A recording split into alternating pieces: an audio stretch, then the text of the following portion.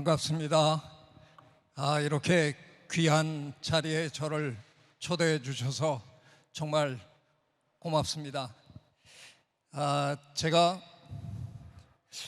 한 4년 전인가요? 뉴욕에 맨하탄에 잠깐 갈 일이 있었는데요. 맨하탄에 가면 우리가 흔히 모마라고 부르죠.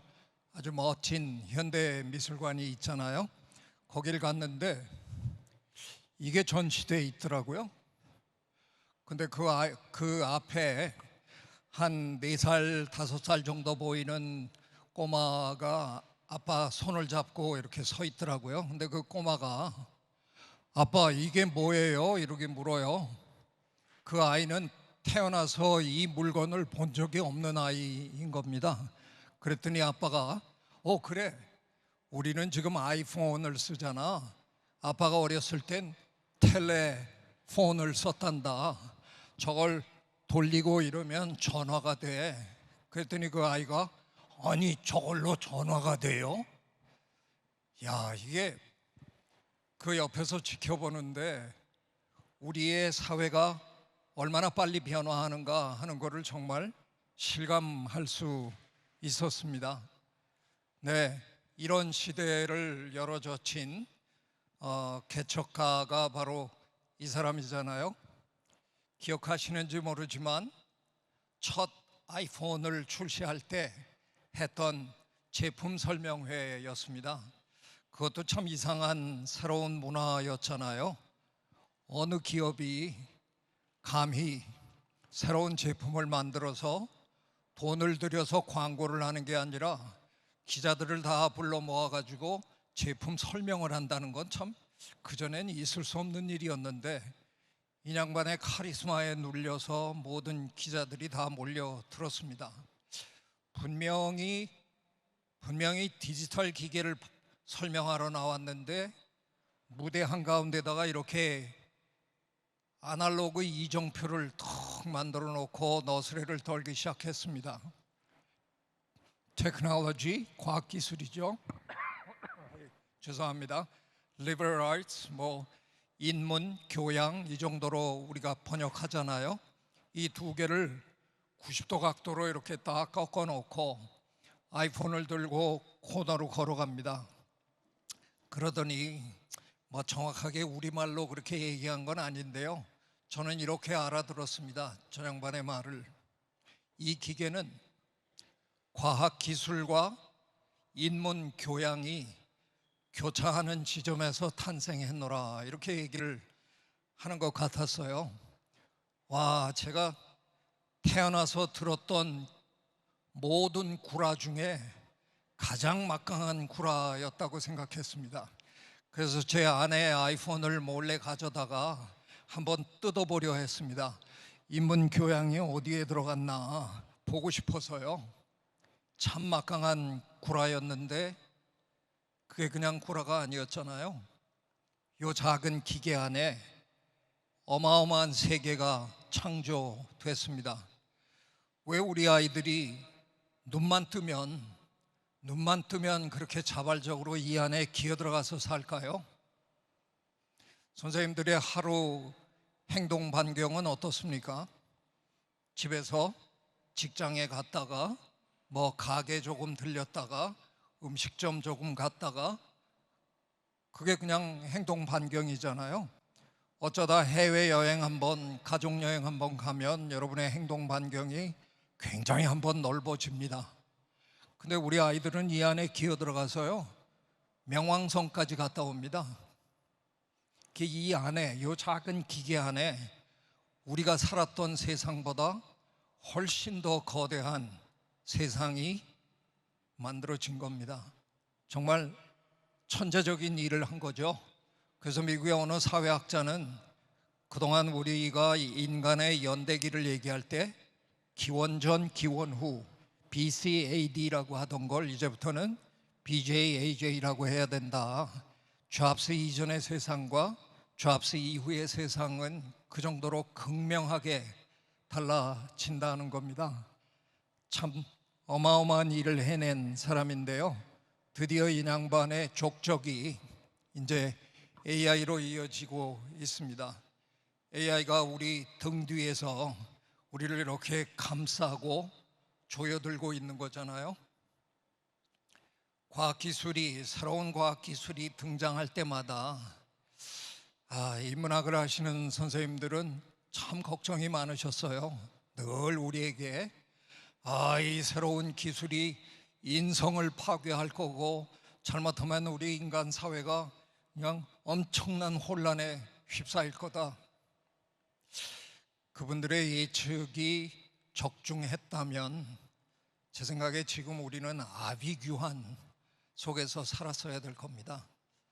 근데 다행히 그렇지 않잖아요. 우리는 그분들의 우려 속에서도 그래도 조금씩 나아지는 삶을 우리가 만들어가고 있습니다. 근데 과학자로서 또 사회생물학자로서 우리 사회의 흐름을 관찰해온 저에게 이번만큼은 좀 다르다는 느낌이 너무 강하게 다가옵니다. AI는 그동안 우리가 접했던 무슨 그 많은 새로운 기술 그 정도 수준이 아닌 것 같습니다. 이건 그냥 우리의 삶을 뿌리째, 송두리째 뒤바꿔 놓을 엄청난 변화인 것 같습니다. 이걸 이 순간에 걱정한답시고 인성이 파괴될 텐데 우리는 이걸 거부해야 된다 뭐 어쩐다, 제 생각에 그럴 겨를이 없을 것 같은, 과학자가 이런 얘기를 이렇게 함부로 해도 되나 싶을 정도로 제 마음이 좀 많이 복잡합니다. 많이들 쓰고 계시죠? 반응이 별로 없네요. 네, 이거 지금 안 쓰고 계시는 분은 그냥 손해보고 계시는 거잖아요. 얼마 전에 손석희의 질문들이라는 프로그램에 황석영 선생님이 나오셨어요. 이 어른이 80대 어른이신데 챗GPT 쓰고 계시다고 공개적으로 밝히시더라고요. 하시는 말씀이 박사학위 받은 조수 여러 명 부리는 것 같다. 소설 쓰시는 분이잖아요. 그런데 이분은 그냥 깡그리 창작 소설이 아니라 상당히 역사적인 어떤 사실을 기반으로 해서 거기에 창작을 가미해서 소설을 쓰시잖아요. 아마 예전에는 직접 발품 파시면서 그 모든 기록들을 뒤져보시고 아마 그러셨겠죠. 근데 이제 그런 것들의 상당 부분을 챗GPT한테 그냥 물어보니까 잘 정리해서 주더라는 겁니다. 그걸 왜 사용을 안 하냐 이렇게 얘기를 하셨어요. 이 어른이, 소설 쓰는 어른이, 기술 분야에 있는 분도 아닌 이 어른이 이렇게 활용하시는데 지금 안 쓰고 계신다? 그건 좀 문제가 심각한 거죠. 한 말씀 더 하신 게 있습니다. 저는 그게 굉장히 중요하다고 생각했습니다. 자기 게 없는 상황에서 AI를 활용하는 사람은 바보다 이렇게 얘기를 하시더라고요. 자기 게 분명히 있는 상황에서 그놈을 부려야지 자기 것도 없는데 거기 매달려서 끌려가는 건 안 된다 하셨습니다. 자, 고민은 이거잖아요. 지금 많은 학부모님들 그리고 장래를 걱정해야 되는 우리 아이들이 매일 걱정하고 있는 문제잖아요. 하루가 다르게 AI 전문가들이 나타나서 어떤 직업이 사라진다 뭐 이런 겁주는 얘기를 지금 자꾸 하고 계시니까 이게 내가 정말 제대로 가고 있는 건가 걱정이 되고, 부모님 입장에서는 내가 내 아이를 제대로 된 방향으로 이끌고 있는가 걱정스러운 거죠. 결정적인 문제는 AI 전문가들의 말씀이 그렇게 똑같지 않더라고요. 다들 좀 약간씩 다르세요. 그러니까 이게 어느 분의 말을 듣고 내 아이를 어느 줄에다 갖다 세워야 될지 지금 좀 난감한 겁니다. 근데 제가 관찰해 보니까 정반대쪽에 계시는 분들도 있더라고요. 에이, 직업이 어떻게 사라져? 아니, 그게 우리 마음대로 그렇게 없앤다고 없어지는 거야? 제가 이 얘기 별로 하고 싶지는 않은데요. 이 얘기 잘못하면 이 방 전체에서 저만 늙은 노인네가 될 것 같아서 조금 찔립니다만, 제가 요만한 꼬마일 때 제 기억에 우리나라에 전화가 처음 보급되기 시작했습니다. 그때는 부잣집에도 전화가 있긴 했는데 다이얼을 돌리거나 버튼을 누르는 게 아니라 그냥 전화기를 들면 자동적으로 전화국으로 연결이 되고, 거기다가 내가 어떤 곳에 전화를 하고 싶다라고 밝히면 거기서 연결을 해주는 거죠. 그때 생겨난 직업이 있었습니다. 교환수. 거의 100% 여성들이 하셨기 때문에 우리는 그분들을 교환양이라고 한때 불렀습니다. 이분들이 다 저 패널 앞에 앉아가지고 꽂아주고 이걸 다 했던 거죠. 제가 아는 한 전 세계 어느 나라에도 교환양이라는 분이 아직 살아남아 있는 곳은 없는 걸로 압니다. 제가 뭐 몇백 년 산 사람도 아닌데 제 생애에 이런 직업이 생겨났다 없어졌습니다. 네, 직업은 만들어지고 없어지는 겁니다. 의사 선생님, 변호사, 판사님 영원히 존재할 것 같죠? 사라질 수도 있다는 겁니다. 아까 러다이트 운동에 대해서 잠깐 언급이 됐었는데요. 방직 공장에서 일하던 양반들이 자기 친구들이 자꾸 해고를 당하는 걸 보면서 가만히 생각해 보니까 저 기계 때문이라는 거죠. 저놈들이 자꾸 우리 일을 대신하니까 우리들 중에 누군가는 할 일이 없어서 집으로 가야 되는구나.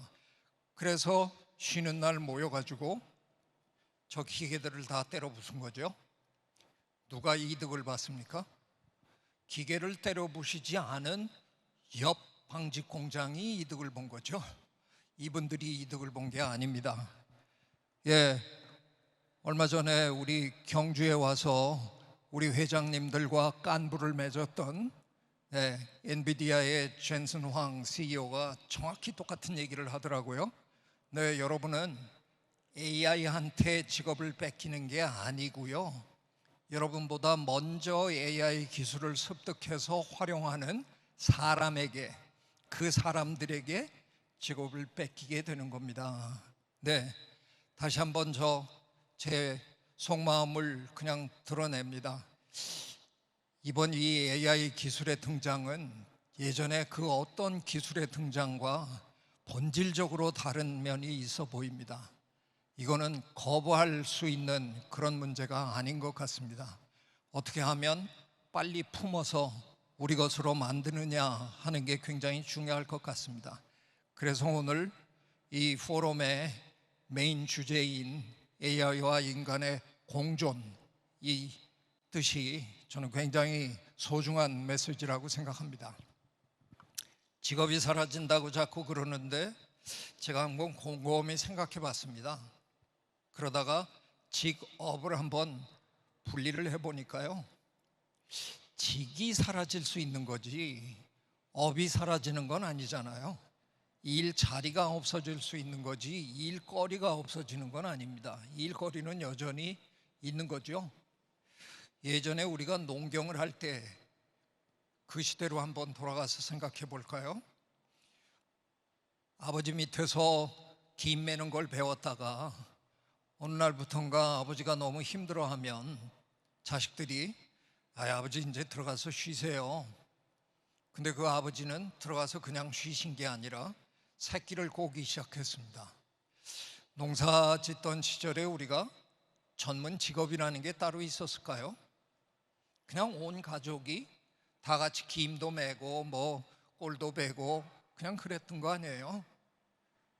그러다가 산업사회로 우리가 건너오면서 농촌을 버리고 도시로 움직여 오면서 익명사회가 되며 직업을 가지지 않은 자 먹지도 말라, 이런 비정한 사회로 변하게 된 거잖아요. 자, 이제 AI와 로봇이, 피지컬 AI가 우리가 해야 되는 많은 일들을 대신 해준답니다. 이 상황에서 쟤네들한테 우리가 다 뺏기네? 그것만 답입니까? 아니, 귀찮은 일, 모내기 하는 일 이런 거 쟤네들 다 시키고 그들이 만들어내는, 그들이 창출해내는 부를 우리는 향유하면 안 될까? 이게 전혀 불가능한 토론 주제입니까? 저는 이제 우리가 일이라는 걸 새로 정의할 필요가 생겼다고 느낍니다. 직업이라는 게 뭔지 한번 생각해 볼 필요가 있다고 생각합니다. 더 이상 저 위험한 화재 현장에 소방대원을 넣는 것보다는 로봇을 집어넣는 게 훨씬 유리하잖아요. 근데 로봇이 들어가서 불을 끄고 있을 때 소방대원이라는 직업을 완벽하게 없애지 말고 이분처럼 한 분 남겨놓으면 안 돼요. 이분 사실 지금 불 끄는 거 아니거든요. 근데 민망하시니까 호수 붙들고 그냥 계세요. 근데 사실은 저분은 무릎 위에 아이패드 놓고 로봇들, 야 그쪽은 대충 꺼진 것 같다, 이쪽으로 옮겨 뭐 이런 걸 진두지휘하고 계시는 것 같아요. 이건 우리가 정할 문제 아닌가요? 로봇이 불을 꺼준다고 해서 소방대원이라는 직업을 깡그리 없애지 말고 그 로봇들과 함께 일할 수 있는 직업을 적절하게 남겨두는 것도 우리가 할 수 있는 일이 아닐까 생각합니다. 기왕에 직업 얘기를 했으니까 제가 좀 우스꽝스러운 얘기 한마디 하고 넘어가겠습니다. 이미 우리 사회에는요, 쓸데없는 직업이 너무 많아요. 자, 이게 우사인 볼트 이 양반 뭐 하는 양반이에요? 저거 우리 옛날 우리 조상님들이 늘상 하던 일이잖아요. 사슴 쫓아갈 때 늘상 하던 일이에요. 근데 우리 더 이상 그런 짓 안 합니다. 그렇다고 우리가 모두 안 하기로 한 게 아니라 우리들 중에 몇 명은 그거 하라고 남겨놨어요. 아이고 100m를 10초 안에 끊었네. 우리 열광합니다. 저 양반이 김을 맵니까 소를 키웁니까? 제가 우리나라 개그맨들 중에서 가장 위대한 어록을 남긴 분으로 소는 누가 키우냐 이 얘기를 남긴 분을 제가 가장 위대한 개그맨으로 쓰는데, 아니 우사인 볼트가 소를 키웁니까 김을 맵니까? 망구에 쓸데없는, 죄송합니다, 망구에 생산적이지 않은 쓸데없는 짓 하는 거잖아요. 네, 가수는 뭐 하는 사람이에요? 영화배우 뭐 하는 사람입니까? 저거 없다고 우리가 금방 굶어 죽습니까? 근데 우리 열광합니다. 저분들 중에는 우리 이 방 안에 있는 그 누구보다 돈도 많이 벌고 잘 사는 분들도 계십니다. 황정화 의원 떠나셨으니까 제가 그냥 한마디 할까요? 정치하는 분들 뭐 하는 분들이에요? 가끔 우리는 저분들만 안 계셔도 여의도에 계신 분들 저 모여 앉아갖고 싸움질만 안 해도 참 우리 삶이 좋아질 것 같다, 우리 가끔 그런 망발도 합니다. 직업은 이미 우리가 굉장히 많은 직업들이 불필요한 것처럼 느껴질 정도로 다양하고 많습니다. 저는 AI 시대를 맞으면서 우리가 모여 앉아서 어떤 직업을 만들어낼 건가, 어떤 직업을 살려낼 건가, 어떤 직업을 우리 사회의 소중한 직업으로 지켜낼 건가, 이런 걸 논의해야 된다고 저는 생각합니다. 만약에 제가 그 위원회에 참석한다 그러면 저는 이런 얘기 할 것 같아요. 좀 암울하잖아요. 얘기 시작하면 뭐 이것도 없어진다, 저것도 힘들어진다. 근데 뭐 회의할 때마다 저분만 들어오시면 그냥 회의장 분위기가 너무 좋아요. 들어오시면서 뭐 반가 하고 뭐 재밌는 얘기 해주시고. 그래서 제가 제안합니다. 저분은 밥 먹게 해드리자. 우리를 기쁘게 해주고 있지 않냐. 우리의 정신 건강에 도움이 되고 있다. 저런 직업은 만듭시다. 그랬더니 어떤 의원이 저한테 그런 직업이 이미 있습니다 그러더라고요. 뭐예요? 개그맨이래요. 저 개그맨들이 하는 일이 소를 키우는 일입니까? 김을 매는 일입니까? 망고에 쓸데없는, 죄송합니다, 망고에 쓸데없는 얘기들, 잡담들을 하는데 좋잖아요. 저 양반들 얘기하는 거 듣고 있으면 그날 직장에서 생겼던 그 골치 아픈 일 다 잊어버리고 우리 깔깔거리고 웃고 그럽니다. 좋은 직업입니다. 이제 우리가 그런 직업을 우리가 스스로 창출할 때가 오지 않았나 싶습니다. 오늘따라 돌아가신 이어령 선생님 생각이 참 많이 납니다. 돌아가시기 얼마 전에 저랑 마주 앉아서 해주신 얘기가 참 이렇게 기억에 남는데요. 기억하십니까? 2016년 광화문에서 우리나라의 이세돌 구단과 알파고가 대국을 했습니다. 그때 정말 많은 사람들이 놀랐잖아요. 저는 며칠 전에 기자가 저한테 인터뷰를 하러 왔었는데 어떻게 예측하십니까? 그래서 저도 5대0이죠 뭐 그랬는데, 선생님도 5대0이군요. 아니요, 나는 알파고가 5대0으로 이길 거라고 생각합니다.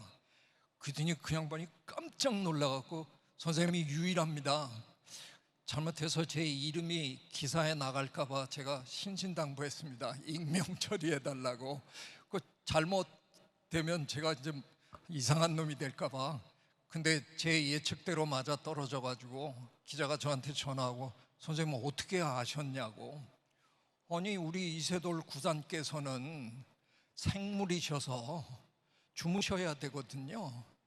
근데 알파고는 코드를 뽑지 않는 한 밤새 모든 경우의 수를 다 돌려보는데, 어쩌면 우리 이세돌 구단이 첫 판은 이길지 몰라도 그 다음부터는 질 수밖에 없는 상황이다, 이렇게 제가 예언을 했었습니다. 이어령 선생님이 저한테 이렇게 물으시더라고요. 그 대국을 왜 광화문에서 했을까? 글쎄요, 광화가 뭔지 알아?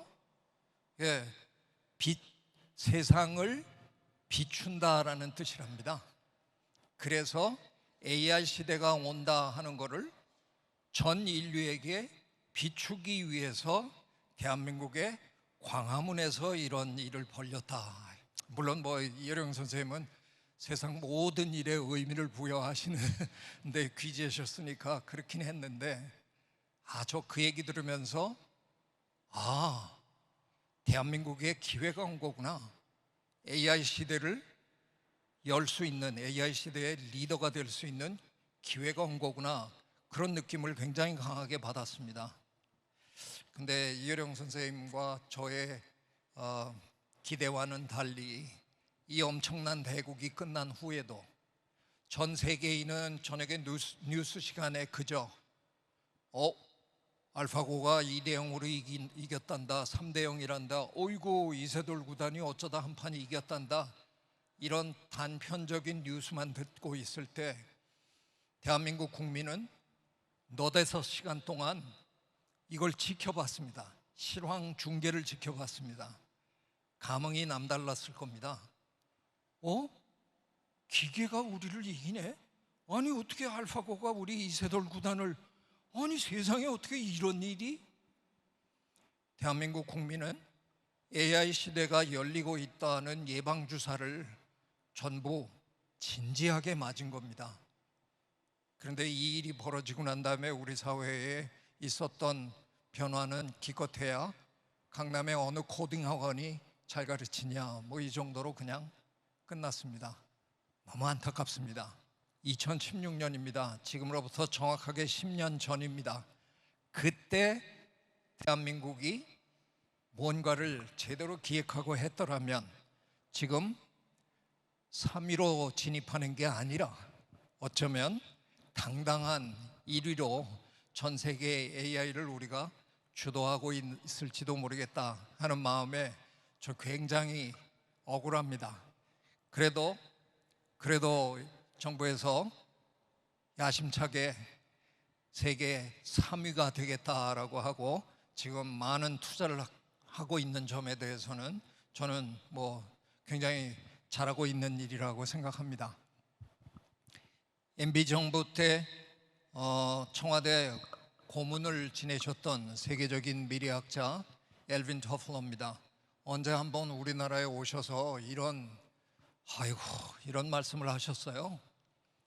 한국 학생들은 하루 15시간 동안, 그러니까 24시간에서 15시간이면 눈 뜨고 있는 시간 내내라는 소리입니다. 학교와 학원에서 미래에 필요하지도 않은 지식과 존재하지도 않을 직업을 위해 시간을 낭비하고 있다. 네, 요즘 아이들이 쓰는 표현으로 뼈 때리는 발언입니다. 그러니까 대한민국 학생들은 쓸데없는 공부나 하고 있다라는 거죠. 이 말씀 동의하십니까? 네, 지금 이 순간에도 대전의 학교에서 그리고 학교가 끝나면 여기저기 학원에서 공부할 우리 아이들이 지금 이 순간 배우고 있는 거의 모든 거 99%가 전부 AI가 다 할 수 있는 일입니다. AI가 훨씬 잘할 수 있는 일입니다. 기껏해야 수학 문제 계산하는 거 이런 걸 지금 우리 아이들에게 시키기 위해서 우리는 그 아이들의 밤잠까지 빼앗고 있습니다. 저는 이거 엄청난 문제라고 생각합니다. 교육이 확실하게 바뀌어야 된다고 생각합니다. 어떻게 된 게 우리 인류는 지구에 살고 있는 그 어떤 동물과 비교할 수도 없는 엄청난 일을 한 거잖아요. 학교라는 걸 만들어낸 유일한 동물입니다. 제가 많은 동물들을 관찰하면서 평생 살았지만 학교라는 제도를 만든 동물은 이 세상에 없습니다. 우리가 유일합니다. 그걸로 아마 우리가 만물의 영장이 됐을 겁니다. 어마어마한 지식을 창출하고 공유하게 되면서. 근데 언제부턴가요? 우리 아이들이 학교에 가면 갈수록 창의성이 사라집니다. 우리 애가 학교 가기 전에 얼마나 창의적이었어요. 놀이터에서 미끄럼틀 타고 내려올 때 다른 애들은 다 이러고 내려오는데 우리 아이는 왜 거꾸로 내려옵니까? 그래서 코를 그냥 시멘트에 갈고 뭐 그렇게 창의적인 아이가 학교 가더니 옆집 애랑 똑같아지잖아요. 지금 우리가 갖고 있는 교육제도는 제가 비유한다 그러면 똑같은 연필깎이에 집어넣어서 돌려서 깎아내는, 어떤 아이가 조금 더 연필심이 뾰족하냐 약간 뭉툭하냐 요걸 시험으로 어떻게든 구분해 가지고 줄 세우는, AI 전문가들이 100% 동의하는 게 있습니다. AI 시대에 가장 바람직한 덕목 100% 동의합니다. 창의성이 제일 중요하답니다. 그런데 어찌된 게 우리는 우리 아이들을 학교에 보내면 보낼수록 그 아이가 창의성이 없는 아이로 지금 계속 바뀌고 있습니다. 저 그래서 몇 년 전 제가 책을 참 많이 썼는데요. 교육에 관한 책은 겁이 나서 피했습니다. 오래도록. 대한민국 국민 5천만 전부가 전공 과목이 하나 있거든요. 교육입니다. 대한민국 국민은 한 사람 한 사람이 전부 교육 전문가입니다. 다 하실 말씀이 있습니다. 이래서 교육이 잘못된 거야. 교육부만 없으면 제대로 될 텐데 뭐 하여간 별의별 말씀들을 다 하십니다. 거기다가 책을 턱 내놓기가 너무 겁이 나서 피했습니다. 십몇 년을 피하다가 도저히 못 참겠더라고요. 자, 지금 대한민국은 전 세계가 부러워하는 나라가 됐습니다. 우리가 어떻게 여기까지 왔을까요? 불과 반세기여 전 우리는 전쟁으로 쑥대밭이 됐던 나라입니다. 우리나라 어디든 가서 곡괭이질 조금만 하면 시커먼 액체가 콸콸 쏟아져 나옵니까? 산유국입니까? 우리 지지리도 가진 거 없습니다. 요 조그만 땅덩어리에 별로 값 나가는 거 별로 없습니다. 조상님들이 우리한테 뭐 그렇게 두둑이 물려주셨습니까? 팔만대장경 뭐 주셨는데 그거 팔지도 못하고요. 지지리도 가진 거 없고 지지리도 물려받은 거 없는데 그것마저도 세계 전쟁사의 가장 참혹한 전쟁 중에 하나로 꼽히는 한국 전쟁을 겪으면서 완벽하게 쑥대밭이 됐던 나라입니다. 세계 최빈국이었습니다. 그랬던 나라가 불과 반세기 만에 세계 각국은 우리 잘 살게 되기를 응원하느라고 뒷짐지고 우리 응원하느라고 정신이 없었겠죠? 대한민국 잘해라, 야 으쌰으쌰, 그런 게 어디 있습니까? 다 같이 피 튀기게 경쟁하는 가운데서도 우리는, 우리 부모님들이 허리띠를 졸라매시고 우리를 학교에 보냈습니다. 대한민국은 공부로 흥한 나라입니다. 자, 그런데 30년 전 별로 좋지도 않은 교육제도 속에서 주입식 교육 받느라고 다 우리 고생했잖아요. 그랬거나 말거나 밤잠 안 자고 공부한 덕에 우리가 이제 세계를 호령하는 나라가 됐습니다. 이건 30년 전의 교육 덕이잖아요. 그런데 지금 우리 교육이 30년 후에 대한민국을 결정할 그럴 거겠죠? 근데 지금 전 세계는 많은 나라들이 엄청난 교육 개혁을 하고 있습니다. 교육 혁명을 일으키고 있습니다.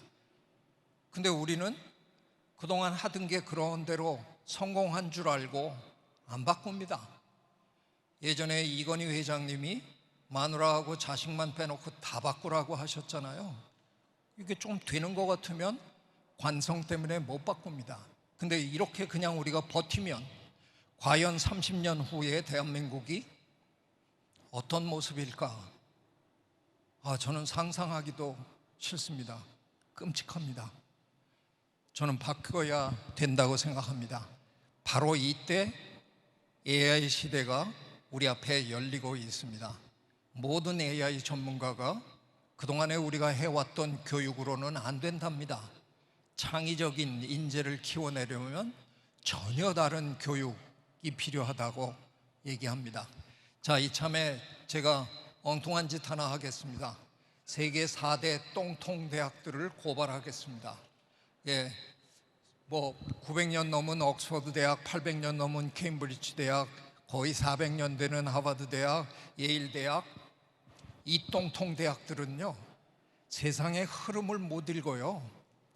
이렇게 빠르게 변하고 있는데 저놈의 대학들은 여전히 호머의 일리아드나 읽히고요, 셰익스피어 가르치고 기초과학 가르친다고 전공에 상관없이 모든 학생들을 그따위만 가르치고 있습니다. 참 바보 같은 대학들입니다. 정말 그렇습니까? 저 명문 대학들이 왜 그런 일을 할까요?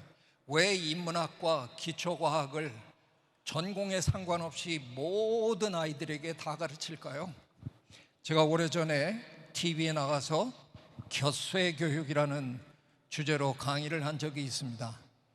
여러분은 마스터키 곁쇠라는 게 어떻게 생겼는지 아십니까? 저는 미국에서 공부하던 시절에 다른 대학으로 옮겨가던 젊은 교수님이 마지막 날 저한테 얄궂은 이쪽 오른쪽에 있는 저런 열쇠를 하나 쥐어주더라고요.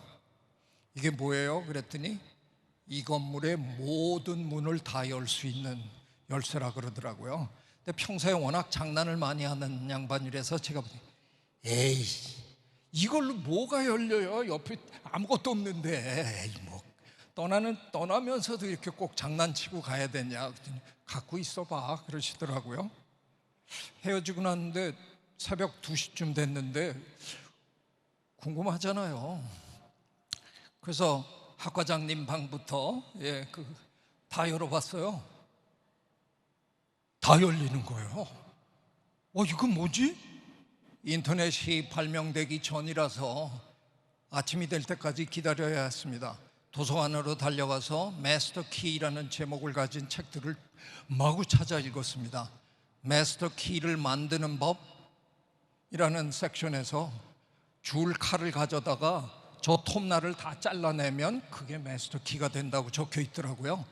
알고 보니까 왜 우리가 열쇠를 만들 때 저런 톱날들을 만드느냐?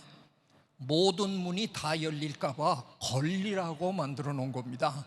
딱 한 문만 틈으로 비집고 들어가라.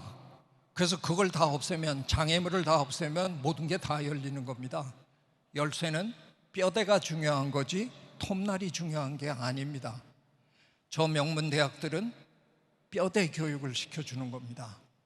인문학과 기초과학의 그 기본만 제대로 졸업생들에게 쥐어주면 그 아이들이 변화하는 시대에 언제든 자기 스스로 새로운 공부를 하면서 창의적으로 적응해 갈 것이다 라는 걸 알고 있다는 겁니다. 그런데 지금 전 세계 대학들이 이상한 짓을 하고 있습니다. AI 교육한답시고 제일 먼저 없애는 과목들이 인문학, 기초과학입니다. 저는 이거 자살행위라고 생각합니다. 대한민국이 정말 AI 세계 3위가 된다 그러면 1, 2, 2위가 하는 이런 멍청한 짓은 하지 말고 우리는 정말 제대로 된 기초 교육을 시켜야 된다고 생각합니다. 저는 자연과학은 인문학이라고 늘 주장하고 산 사람입니다. 인문학과 기초과학의 기초를 확실히 다져놔야 제대로 된 AI 시대를 맞을 수 있습니다. 스티븐 핑커랑 제가 나눈 얘기입니다. 핑커는 AI를 인텔리전스로 취급도 안 하는 사람입니다. 그거야 프로그래밍의 결과지 그게 무슨 지능이야 이러는 사람인데, 제가 그래도 사람들이 지능이라 그러니까 받아들여 보자. 그게 인공지능인데 사실은 인공지능보다는 중요한 게 그 지능을 우리 지능과 어떻게 잘 조화롭게 만드느냐, Symbiotic Intelligence, 공생지능이 중요한 게 아니겠느냐? AI는 결과를 딱 내고 나면 끝이다. 그런데 우리 인간은 뻔히 결과를 내 손에 쥐고도 고민하는 동물이다. 이대로 하면 내가 이기는데, 그러면 저 사람은 어떻게 되는 거지? 내가 이걸 해치우면 저분들은 또 어떻게 되는 거지? 그래서 우리는 때로 이기는 길을 뻔히 알면서도 져주기도 하는 동물입니다. 그래서 저는 인텔리전스는 지능이고 인텔렉트는 지성이라고 번역합니다. AI는 지성인이 될 수는 없습니다. 저는 우리 인간은 지성적 존재이기 때문에 끝내 AI를 품을 수 있을 거라고 생각합니다. 그러면 그걸 해내면 통섭적인 상황을 우리가 만들어낼 수 있을 거고요. 그걸 위해서는 제가 우리 사회에 화두로 던진 숙론이 필요하다고 생각합니다. 함께 모여서 얘기하는 그런 노력이 필요할 거라고 생각합니다. 네, 제가 시간을 조금 넘겼습니다. 경청해 주셔서 고맙습니다. 네, 교수님 좋은 강연 고맙습니다. 양육 강식이 아닌 공생의 장으로 AI를 바라보라는 패러다임이 매우 인상적이었습니다. 자, 저희 지금 바로 질의응답 시간 갖도록 할 텐데요.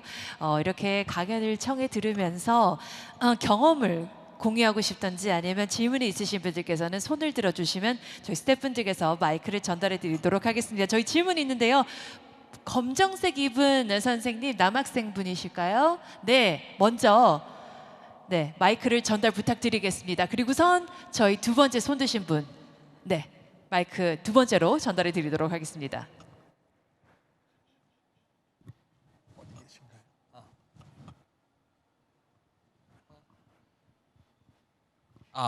네. 안녕하세요. 네. AI와 공존에 대한 강연 너무 잘 들었습니다.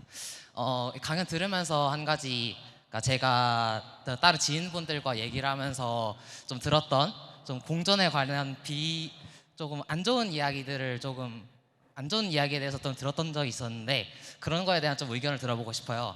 이제 AI 다루시는 분들 중에 한 분이 이제 AI가 나중에 자아를 가지게 될 것 같다. 그리고 이 자아가 인간을 죽일 의지 혹은 인간을 지배할 의지라고 이제 말씀해 주신 적이 있었는데요. 어떻게 보면은 제가 왜 AI가 결국에는 인간을 죽일지, 인간을 지배할지에 대해서 여쭤봤더니 AI가 인간의 데이터를 학습해서 결국에 인간을 닮아갈 것이다. 그러니 AI가 인간을 지배하거나 인간의 본성이 드러나서 뭔가 인간을 죽이려고 한다는 주장을 하시더라고요. 그러면은 이 AI에게 인간의 본성이 주입이 된다면은 결국에는 이 AI가 인간의 좀 안 좋은 영향으로 가게 될지, 과연 인간의 본성이 이런 좀 비극적인 영향으로 미치게 될지가 좀 궁금해서 질문을 드리게 됐습니다. 네, 참 좋은 질문이시고요. 실제로 많은 분들이 그 고민을 하시는 질문인데요. 제가 핑커 교수와도 나눈 얘기인데, 저는 핑커 교수랑 얘기할 때 농담식으로 이런 얘기를 한번 했어요. 나는 AI가 절대로 우리를 능가하는 시점이 올 거라고 생각 안 한다. 잠시 마치 우리의 뭔가를 배운 것처럼 행동하면서 우리보다 더 잘하는 것처럼 해서 한동안 우리를 힘들게 할지는 모르지만 끝내 우리를 이길 수는 없는 이유가 뭐냐? 걔네들은 섹스를 안 하거든. 제가 그렇게 얘기를 했거든요. 섹스라는 건 유전자를 섞는 과정이거든요. AI는 그건 할 줄을 모릅니다. 그러니까 우리들 중에 일부는 힘들어할 수 있지만 우리는 전혀 새로운 유전자 재조합을 끊임없이 하는 그런 존재이기 때문에 힘들다가도 AI가 미처 생각지도 못한 어떤 새로운 것들을 창조해내면서 우리는 아마 살아남을 겁니다. 중요한 점은 후반부에 약간 언급하셨지만 AI는 끊임없이 우리를 흉내낼 텐데 우리의 좋지 않은 모습을 너무 많이 흉내를 내면 그때가 되면 우리가 오히려 쓸데없이 힘들어지는 상황이 되겠죠. 그래서 그런 것들을 지금부터 우리가 좀 잘 준비해 나가는 건 필요할 거라고 생각하는데요. 저는 그냥 생물학자라서 그런지 AI가 자아를, 완벽한 의미의 자아를 성취하거나 우리 인간과 같은 그런 본성을 달성하는 그런 시점은 올 거라고 저는 생각 안 합니다, 개인적으로. 네. 네, 답변 고맙습니다. 저희 시간 관계상 마지막 질문이 되겠는데요. 간략하게만 부탁드리겠습니다. 네, 마이크 전달 부탁드리겠습니다. 손을 들어주시겠어요? 네, 감사합니다. 예, 안녕하세요. 예, 그 대전에 오실 때마다 제가 질문을 드렸는데 오늘 세 번째 질문을 하는 것 같네요. 조금 마이크 가까이 하실래요? 만약에 다윈이 오늘의 이 AI 현상을 봤다면 어떻게 해석할 건가 궁금해서 질문드립니다.